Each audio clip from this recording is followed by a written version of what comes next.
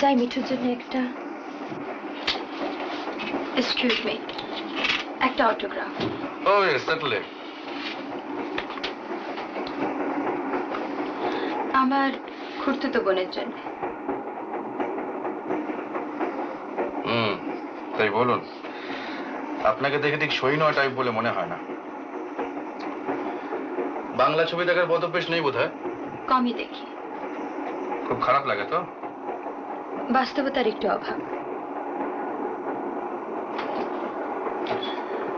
ঠিকই বলেছেন যেমন বিএ পাশ করা নায়িকার কখনো বিরহে গান গাওয়া উচিত নয় আর নায়ক হলেই দেবতুল্য লোক হওয়া উচিত নয় আসি ধন্যবাদ